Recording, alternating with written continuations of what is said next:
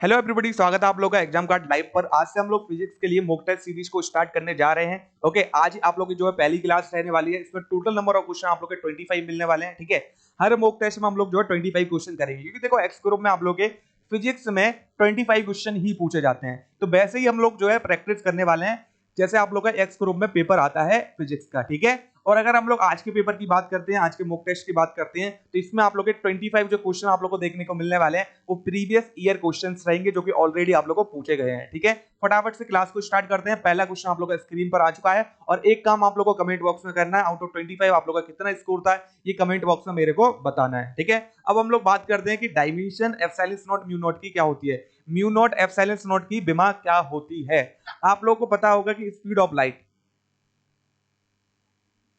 Equal to क्या होता है, 1/√μ नॉट एप्सिलॉन नॉट। तो ये भी आप लोगों से बहुत बार पूछा जाता है, 1/√μ नॉट एप्सिलॉन नॉट किसके इक्वल होता है। तो क्या हो जाएगा, स्पीड ऑफ लाइट। इसकी डायमेंशन क्या होती है, LT-1, क्योंकि स्पीड की डायमेंशन क्या होती है, LT-1। ठीक है, तो अब स्पीड किसी की भी हो, लाइट की हो, साउंड की हो, स्पीड तो स्पीड है, चाल तो चाल है। ओके, अब अगर हम लोग इस क्वेश्चन की बात करते हैं तो C इक्वल टू क्या आ जाएगा, 1/√μ नॉट एप्सिलॉन नॉट के इक्वल। अब इसको कर लो उल्टा या फिर आप लोग क्रॉस मल्टीप्लाई कर लो। ठीक है, क्रॉस मल्टीप्लाई करेंगे तो अंडर रूट में mu not epsilon not equal to क्या आने वाला है, सिंपली 1/c के इक्वल। अब स्क्वायर करेंगे हम लोग दोनों साइड, तो mu not epsilon not equal to क्या आ जाएगा, 1/c स्क्वायर। कोई दिक्कत। ठीक है, स्पीड ऑफ लाइट का आप लोग का डायमेंशन अभी बताया मैंने, LT-1 के इक्वल होता है। इसका कर दो स्क्वायर, आंसर क्या आ जाएगा, 1/L2T-2 के इक्वल। ऊपर ले जाओ तो क्या आ जाएगा, L-2T2 के इक्वल। कोई दिक्कत आई आप लोगों को। डी ऑप्शन जो है इसका करेक्ट हो जाएगा। ठीक है, आप लोग जो है हर क्वेश्चन का जो है आंसर भी कमेंट करते चलो, और लास्ट में ये भी कमेंट करके बताना आउट ऑफ 25 आप लोग का कितना स्कोर रहा। ठीक है, अब सेकंड क्वेश्चन पर बढ़ने से पहले हम लोग बात करेंगे अग्रवाल एग्जाम कार्ड बुक के बारे में। ठीक है, ये आप लोगों की जो है एग्जाम कार्ड द्वारा जो है बुक बनाई गई है फॉर एयरफोर्स एक्स ग्रुप। इसमें आप लोगों को 20 प्रैक्टिस सेट मिलने वाले हैं, चाहे आप लोग हिंदी मीडियम से हो चाहे आप लोग इंग्लिश मीडियम से हो, दोनों के लिए बुक बनाई गई है। इंग्लिश के लिए अलग बनाई गई है, हिंदी के लिए अलग बनाई गई है। ठीक है, एंड इसमें आप लोगों को 2 मॉडल पेपर मिलने वाले हैं जो कि सॉल्व मिलेंगे, और जो मेमोरी बेस्ड रहने वाले हैं 2020 और 2021 वाले पेपर पर। ओके, अब इसको खरीदने के लिए आप लोगों को क्वेश्चन ही करना, ऑनलाइन जाओगे फ्लिपकार्ट अमेजोन पे आप लोग सिंपली सर्च करोगे तो आप लोगों को बुक मिलने वाली है। और नियरेस्ट आप लोग किसी भी स्टोर पर ऑफलाइन पर जाओगे तो उधर भी आप लोगों को ये बुक मिल जाएंगी, या फिर आप लोग हमारी वेबसाइट पर जा सकते हो www.examcard.in पर, तो इधर भी आप लोग को ये बुक जो है मिल जाएंगी, आप लोग सिंपली बाय कर सकते हो। ओके, चलिए अब बात करते हैं हम लोग सेकंड क्वेश्चन की। सेकंड क्वेश्चन आप लोग का स्क्रीन पर आ चुका है। When the current flowing in a circular coil is doubled. एक सर्कुलर कॉइल दे रखी है, एक वृत्तीय कुंडली दे रखी है, इसमें जो करंट या धारा बह रही थी उसको कितना कर दिया, 2 गुना कर दिया। And the number of turns of the coil in it is double, और नंबर ऑफ टर्न्स को भी कितना कर दिया गया, 2 टाइम्स कर दिया गया। कोई दिक्कत। क्या बोला गया, magnetic field at its centre will become. ठीक है, उसके सेंटर पर जो मैग्नेटिक फील्ड होगा वो कितना हो जाएगा। ठीक है, उसके केंद्र पर चुंबकीय क्षेत्र की वैल्यू बतानी है आप लोगों को। ओके, तो V इक्वल टू क्या होता है, म्यू नॉट NI के इक्वल। किसके लिए है ये फॉर्मूला आप लोगों का, एक सर्कुलर कॉइल के लिए। ठीक है, वृत्तीय कुंडली के लिए। इतना समझ आया कि नहीं। अब इधर देखोगे तो B डायरेक्टली प्रोपोर्शनल क्या, नंबर ऑफ टर्न्स एंड आप लोग का करंट जो उसमें फ्लो कर रहा है आप लोग का। करंट को 2 गुना कर दिया गया आप लोगों का, नंबर ऑफ टर्न्स को 2 गुना कर दिया गया, तो B डैश इक्वल टू क्या आ जाएगा आप लोग का, 4V के इक्वल। मतलब उसकी जो मैग्नेटिक फील्ड है आप लोग का उसके केंद्र पर, वो कितना हो जाएगा आप लोग का, 4 गुना होने वाला है। ठीक है, कोई दिक्कत। चलो थर्ड क्वेश्चन की बात करें, क्या बोला गया थर्ड क्वेश्चन में, the capacity of parallel plate condenser is 5 farad. मतलब कैपेसिटी दे रखी है एक पैरेलल प्लेट कंडेंसर की। ठीक है, कितनी दे रखी है, 5 फैराड दे रखी है। When a glass plate is placed between the plates of the conductor। अब इसकी 2 प्लेट दे रखी है, इसके बीच में हम लोगों ने एक ग्लास प्लेट को जो है सिंपली क्या कर दिया, बीच में लेके आ गए। ठीक है, या बीच में आप लोगों का डाल दिया उन दोनों प्लेट के बीच में।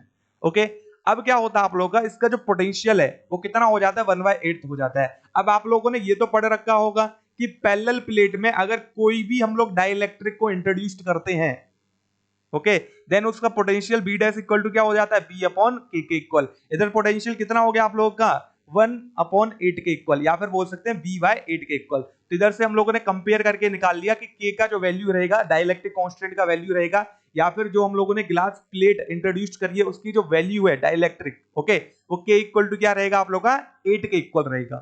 अब अगर हम लोग बात करते हैं कि आप लोग का जो कैपेसिटेंस है वो कितना हो जाएगा, तो C डैश इक्वल टू क्या होता है आप लोग का, KC के इक्वल। कोई दिक्कत। ओके, ये तो पढ़ रखा होगा। कोई भी डाइलेक्ट्रिक कांस्टेंट को इंट्रोड्यूस करते हैं पैरेलल प्लेट कंडेंसर में तो उसकी कैपेसिटी क्या करती है, इंक्रीज करती है। ये भी क्वेश्चन पूछा जाता है आप लोगों से डायरेक्ट। ओके, तो क्या आ जाएगा इधर, के का वैल्यू 8, सी का वैल्यू क्या दे रखा 5 इनिशियली, 8 इंटू 5 कितना हो गया आप लोग का 40 फैराड के इक्वल। ठीक है, अब जो भी आप लोग को यूनिट दे रखी है, जैसे फैराड दे रखी है तो फैराड हो जाएगा, माइक्रो फैराड दे रखी होती तो माइक्रो फैराड हो जाता। ठीक है, तो डी ऑप्शन आप लोग का जो है करेक्ट हो जाएगा। चलो अब फोर्थ क्वेश्चन की बात करते हैं। A copper wire is stretched and increasing its length bye 2%। एक कॉपर वायर था, तांबे का तार था, उसको जो हम लोगों ने खींचा और उसकी लेंथ को जो है 2% से बढ़ा दिया। अब बताओ कि resistance will increase by a percent of, उसका जो प्रतिरोध है कितना प्रतिशत जो है वृद्धि हो जाएगी उसके प्रतिरोध में। ओके, तो आप लोगों ने ये फॉर्मूला पढ़ रखा है कि नहीं, R dash equal to n square R के इक्वल।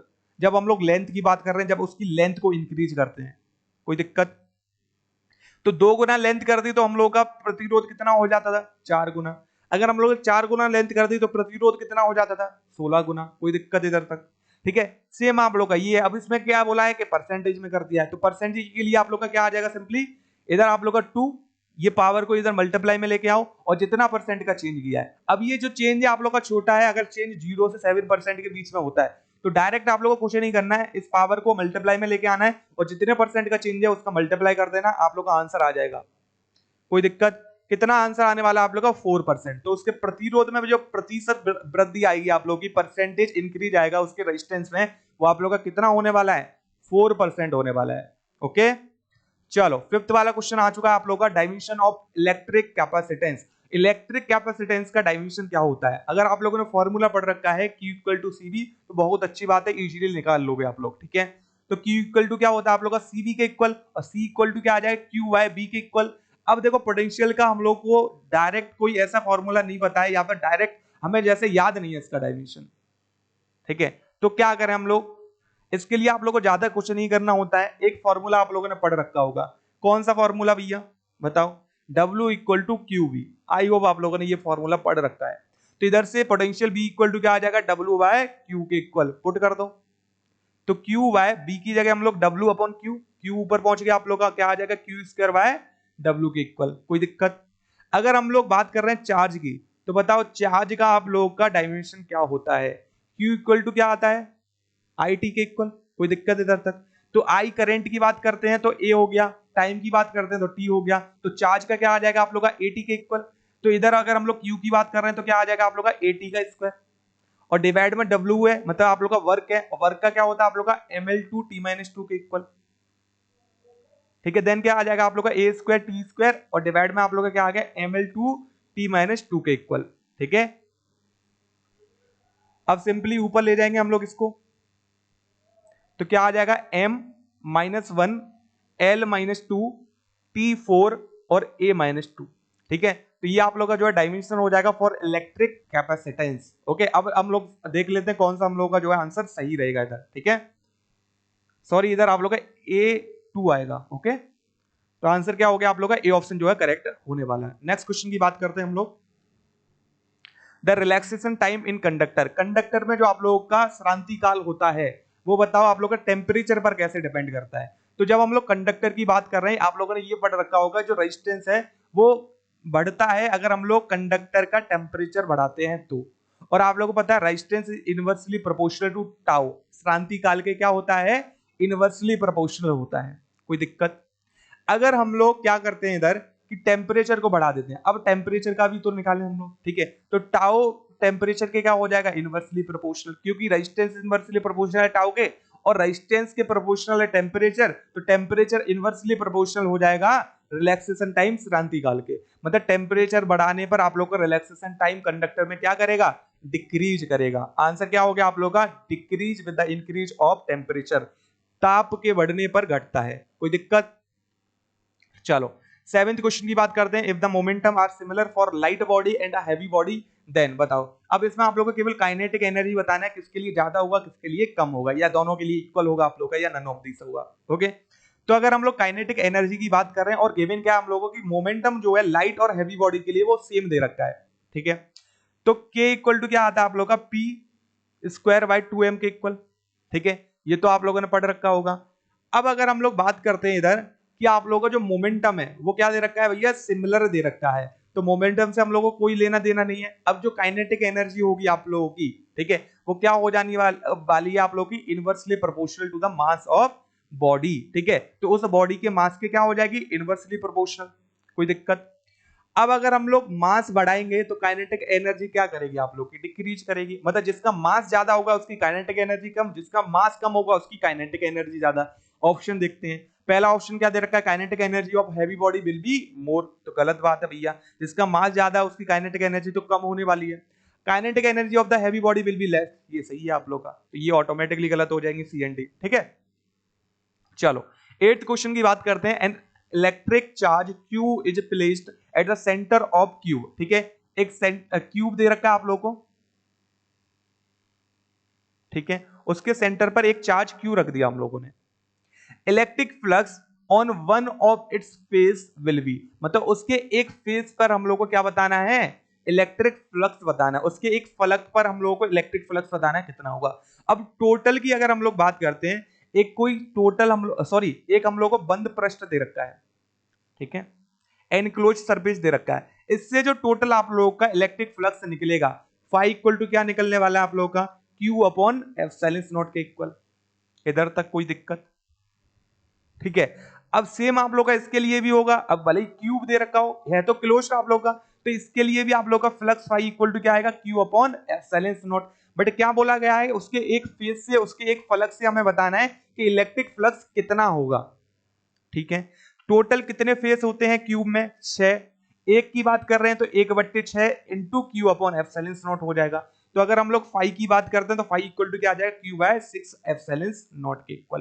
तो इधर आंसर की बात करें तो ए ऑप्शन जो है करेक्ट होने वाला है। अब अगर आप लोगों से पूछ लिया जाए एक क्यूब के एक कॉर्नर से आप लोग का फ्लक्स कितना निकलेगा, ये कमेंट बॉक्स में आप लोगों को बताना है, ठीक है। दोनों ही क्वेश्चन आप लोग के पूछे गए हैं। ये भी पूछा गया आप लोग का कि एक फेस से आप लोग कितना इलेक्ट्रिक फ्लक्स निकलेगा एक क्यूब के, और एक कॉर्नर से कितना आप लोग का जो है इलेक्ट्रिक फ्लक्स निकलेगा क्यूब के। ओके, तो वो आप लोग को बताना है एक कॉर्नर से कितना फ्लक्स निकलने वाला है। चलो 9th क्वेश्चन की बात करते हैं। फ्रिक्शनल फोर्स ऑलवेज एक्ट, हमेशा जो फ्रिक्शनल फोर्स है, घर्षण बल है, कहां कार्य करता है।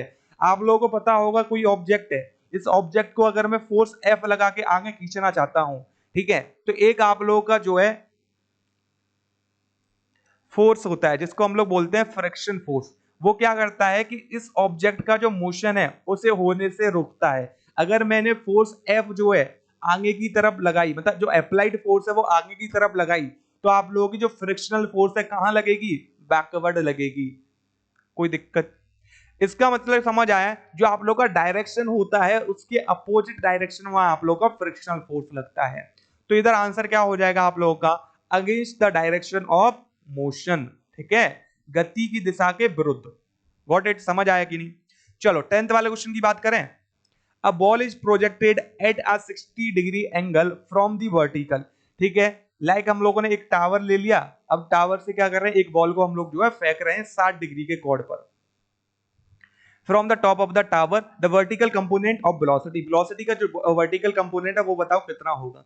अब वर्टिकल कंपोनेंट आप लोगों को पता है, जो वर्टिकली आप लोगों का जब मोशन करेगी बॉल, तो वो जो वर्टिकल कंपोनेंट होगा वेलोसिटी का, ठीक है, वो बताना है उस पर क्या फर्क पड़ने वाला है। अब आप लोगों को ये पता है कि जब बॉल ऊपर जाएगी, ठीक है, जब बॉल आप लोगों की कहां जाएगी, ऊपर जाएगी, तो वर्टिकल कंपोनेंट क्या करता है आप लोगों का, डिक्रीज करता है। अब जब मैक्सिमम हाइट पर ये बॉल पहुंच जाएगी, ठीक है, उसके बाद क्या करेगी आप लोगों की, डाउनवर्ड नीचे आना स्टार्ट करेगी बॉल, ठीक है।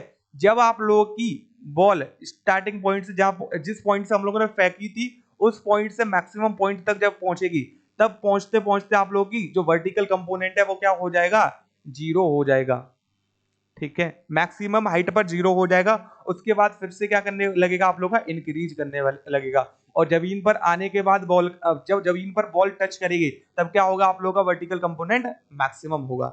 समझ आ गया कि नहीं? मतलब इसका मतलब क्या हो गया आप लोगों का, पहले तो वर्टिकल कंपोनेंट घटेगा, फिर उसके बाद मैक्सिमम हाइट पर पहुंचकर जीरो हो जाएगा, फिर नीचे जब आएगी तब आप लोगों का मैक्सिमम हो जाएगा, ठीक है। या फिर बोल सकते हैं कि इंक्रीज करेगा।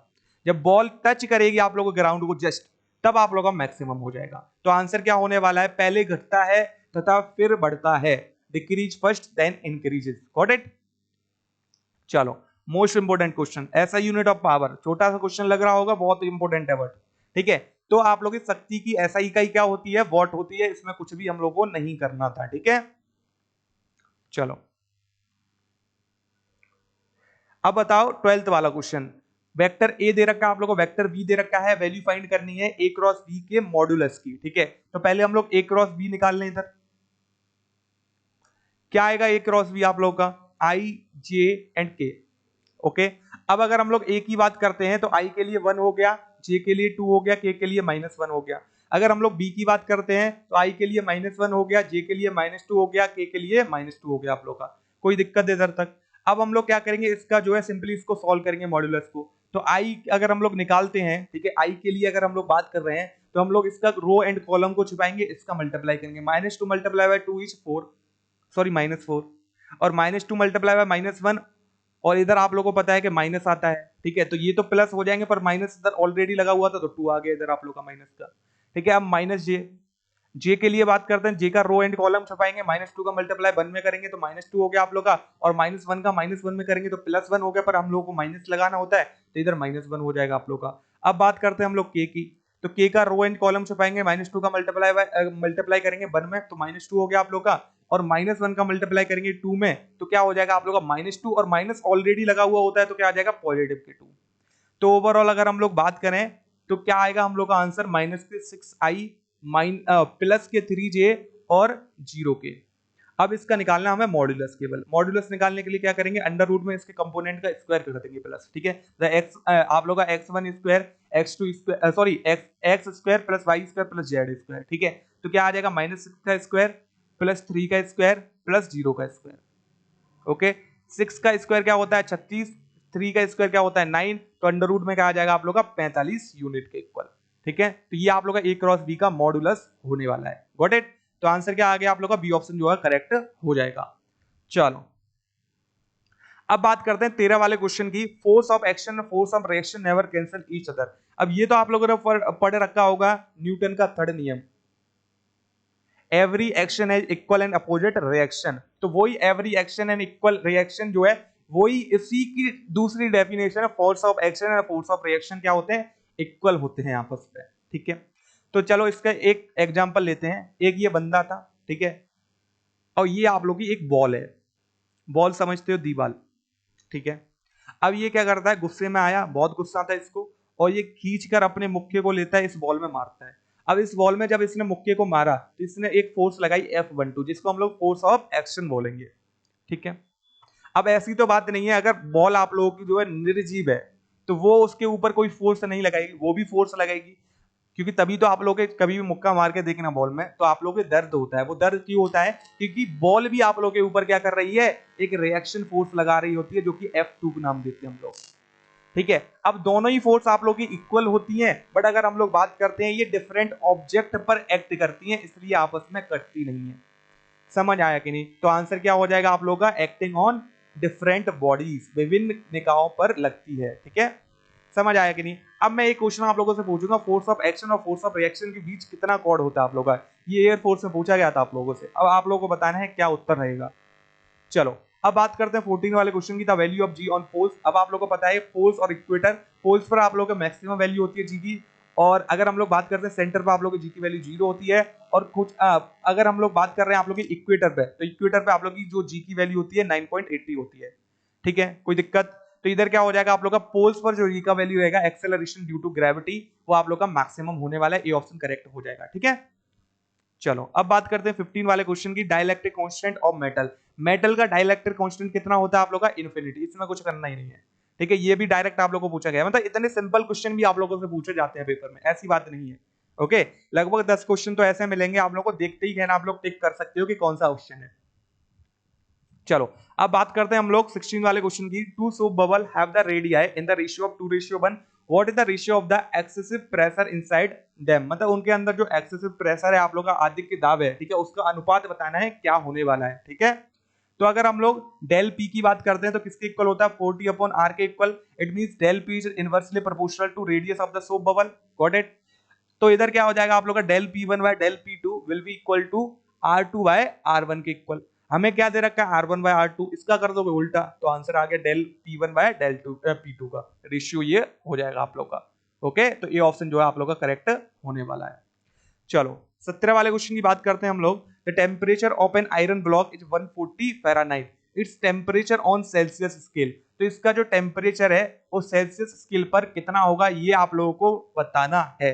बहुत ही सिंपल क्वेश्चन है, ज्यादा कुछ नहीं करना है क्वेश्चन में, इजीली आप लोग जो है फाइंड आउट कर सकते हो। ठीक है, चलिए अब इसको हम लोग जो है सिंपली सॉल्व करते हैं क्वेश्चन को। अगर हम लोग बात कर रहे हैं एक आयरन ब्लॉक का टेम्परेचर फ़ारेनहाइट में कितना दे रखा है 140, ठीक है। अब हम लोग को इसको किस में चेंज करना है, इसको जो है सेल्सियस में चेंज करना है। तो माइनस करोगे कितना 32, कोई दिक्कत इधर तक, ठीक है। अब इसमें क्या करोगे आप लोग मल्टीप्लाई बाय 5/9 कर दोगे, ठीक है। तो ये क्या आ गया आप लोग का 5/9, और इधर अगर तुम लोग माइनस करोगे 140 में से 32 तो आप लोग का आ जाएगा 108। अब इससे क्या करना है डिवाइड करना है इसको, तो ये एक बार चला गया 10, ठीक है। 18 मतलब 2 बार चला गया आप लोग का। तो 12 मल्टीप्लाई बाय 5 करोगे तो आंसर कितना आ जाएगा आप लोग का 60 डिग्री सेल्सियस के इक्वल। तो ये जो आप लोग का फ़ारेनहाइट में टेम्परेचर है उसे सेल्सियस में चेंज करेंगे तो कितना आएगा 60 डिग्री आने वाला है। Got it? तो ये ऑप्शन करेक्ट हो जाएगा। ओके, आई होप आप लोग को फॉर्मूला पता होगा इसका, ठीक है।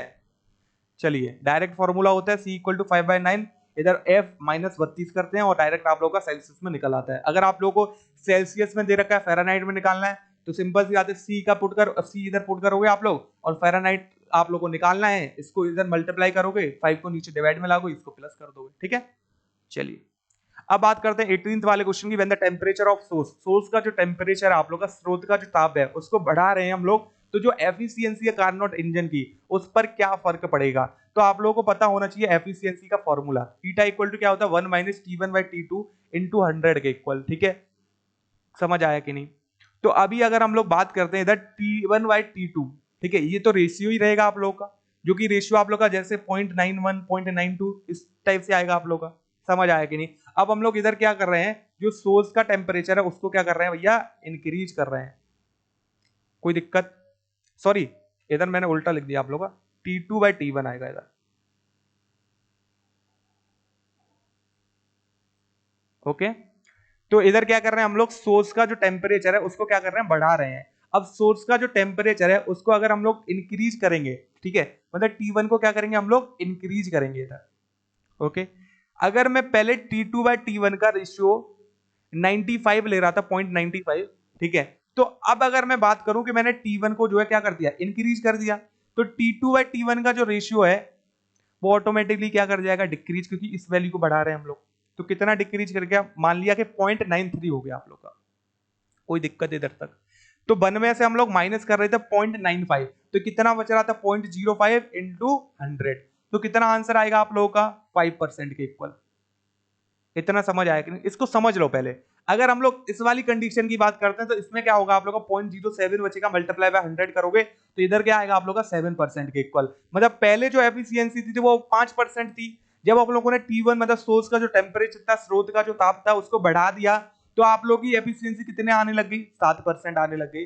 तो इसका मतलब समझ आया, सोर्स का टेम्परेचर बढ़ाने पर कार्नोट इंजन की जो एफिशिएंसी है वो भी क्या करती है इंक्रीज करती है। ये केवल समझाने के लिए वैल्यू दी गई है, ये गिवन नहीं थी, ठीक है। आप लोग को डायरेक्ट करना है कि जो ईटा है वो आप लोग का अगर सोर्स का टेम्परेचर बढ़ा रहे हो तो efficiency of Carnot engine will also increases. Answer क्या आ जाएगा आप लोग का बी ऑप्शन जो है करेक्ट होने वाला है, ठीक है, वृद्धि होगी।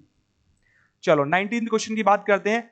आ subjected to 2 SHM given by y1 equal to 6 cos omega t and y2 equal to 8 cos omega t, ठीक है। रिजल्टेंट एम्पलीट्यूड बताओ कितना होगा। अब जो लोग इस टाइप से कर रहे हैं कि 6 का स्क्वायर प्लस 8 का स्क्वायर, तो भैया तुम बहुत बड़ी गलती कर रहे हो इस समय, ठीक है। 64 36 10 आंसर निकाल रहे होगे बट नहीं है। पहले ये देख तो लो आप लोग इन दोनों के बीच का कोण कितना आप लोग, ये cos omega T phase difference निकालेंगे तो 0 डिग्री का फेज डिफरेंस आ रहा है। इट मींस हम लोगों को जो है a इक्वल टू ये कंप्लीट फार्मूला यूज करना पड़ेगा, a1 square plus a2 square plus 2a1 a2 cos phi वाला। तो cos फाई की जगह अब आएगा 0 और cos फाई की वैल्यू cos 0 की वैल्यू होती है 1। अगर इधर 90 होते जैसे sin ओमेगा टी और cos ओमेगा टी होता, तब दोनों की अगर हम लोग बात कर रहे हैं तो फेज डिफरेंस 90 डिग्री है, cos 90 की वैल्यू 0, तो इसलिए हम लोगों के पास बचता है a1 square plus a2 square. तो अब हम लोग का a1 square plus a2 square नहीं बचेगा, अब हम लोग के पास पूरा कंप्लीट फार्मूला बचेगा। अब a इक्वल टू क्या आ जाएगा आप लोग का a1 square plus a2 square, इधर हम लोग कॉस 0 पुट कर देंगे, 1 हो जाएगा 2a1 a2, ये आप लोग का होल स्क्वायर हो गया a1 प्लस a2 का, तो उससे आप लोग का रूट कट जाएगा, तो आंसर क्या आ गया आप लोग का a equal to a1 plus a2। a1 का वैल्यू कितना दे रखा है 6, a2 का वैल्यू 8, आंसर क्या आ गया आप लोग का 14। ठीक है, तो कितना हो जाएगा आप लोग का बी ऑप्शन जो है करेक्ट होने वाला है।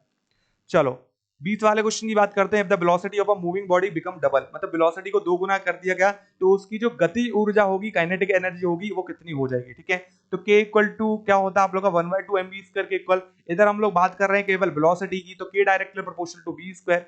वेलोसिटी वेग होता है आप लोग का, जिसको नहीं समझ आ रहा हो हिंदी में। ठीक है, समझ आया कि नहीं। अब अगर हम लोग वेग को जो है दो गुना कर देते हैं, वेलोसिटी को दो गुना कर देते हैं, तो काइनेटिक एनर्जी ऑटोमेटिकली कितना हो जाएगा आप लोग का 4 गुना हो जाएगा। ठीक है, 2 का स्क्वायर 4।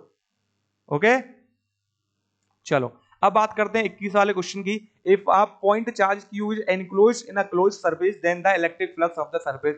ये तो आप लोगों का बहुत जल्दी कमेंट आ जाना चाहिए क्योंकि पहले ही करा दिया है। ठीक है, चौथा या पांचवा क्वेश्चन जो कराया था, एक एनक्लोज्ड सरफेस में, ठीक है, एक बंद सतह में या बंद पृष्ठ में एक चार्ज q आप लोगों का जो है रखा हुआ है, तो बताओ टोटल फ्लक्स कितना निकलेगा। अभी बताया था q इक्वल टू क्या होता है, सॉरी फाई इक्वल टू क्या होता है q अपॉन एप्सिलॉन नॉट के इक्वल।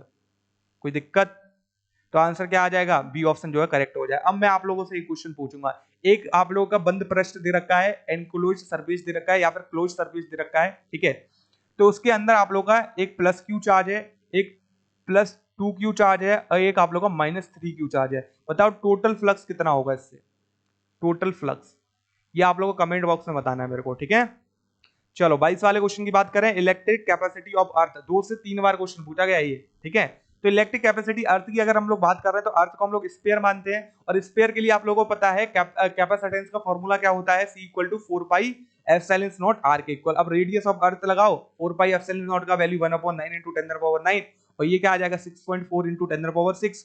सॉल्व कर लो भैया, क्या आ जाएगा 711 माइक्रो फैराड के इक्वल। अब इसको आप लोग को बार बार सॉल्व नहीं करना है, डायरेक्ट है, आप लोग याद रखो इसको। आंसर क्या होता है आप लोग का, इलेक्ट्रिक कैपेसिटी जो होती है अर्थ की या फिर कैपेसिटेंस जो होता है अर्थ का, वो कितना होता है 711 माइक्रो फैराड होता है। ठीक है, चलो 23 वाले क्वेश्चन की बात करें, स्पेसिफिक रेजिस्टेंस ऑफ वायर, किसी भी वायर का आप लोगों का विशिष्ट प्रतिरोध क्या होता है, मतलब किस पर डिपेंड करता है। तो अगर हम लोग बात करते हैं, देखो R इक्वल टू क्या होता है, रो L अपॉन E के इक्वल, ये तो पता होगा। अब कोई भी वायर दे रखा है, ये क्या है उस वायर के लिए कांस्टेंट है।